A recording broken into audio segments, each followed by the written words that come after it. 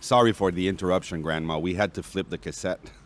As we were saying, before 1649, the territory was used exclusively by First Nations because after that, the territory was subdivided to welcome French settlers. But there weren't really any documents that defined the boundaries. And that led to quarrels. When you're told that your property goes from the small creek to the west all the way to the large birch tree to the east, and that one summer, the small creek dries up and the birch tree is cut down, well, try proving where their boundary is. Major quarrels, especially between the two Leneuf brothers and Father Jacques Buteux. You know, the guy who was thrown into the devil's hole in Shawinigan?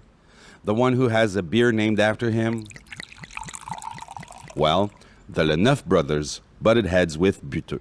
But not for long, because on March 20th, 1651, Jacques de la Ferté, The abbot of St. Mary Magdalene, signed a letter granting the Jesuit a territory that was 2 leagues wide and 20 leagues long, starting at the St. Maurice River.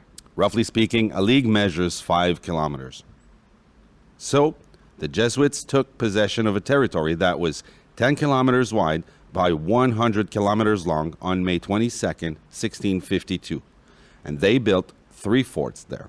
One in the St. Mary fiefdom, one in the St. Francis fiefdom, and the last one to the west in the fiefdom of the Mill. We don't really have any information on that fort, but we can tell you that it was near Jean-Noël Trudel Street. The street where we went for walks to find out more about neighborhood life in the lower part of the Cape. In short, if we don't know anything about the fiefdom located further west, we know a lot about the one located to the east. It was a St. Mary fiefdom, Pierre Boucher's fiefdom, which was also called Mr. Boucher's village. You know Grandma Pierre Boucher, the governor of Trois-Rivières? He founded Boucherville. Pierre Boucher literally helped to increase France's interest in the colony by urging the king to send over the Carignan-Salière regiment. And to send over les filles du roi, the king's daughters. Did you know, Grandma, that the first church was built in 1659? Ooh, your lucky year. And that the church was moved to Fort St. Francis? And if you ask me, where's that fort?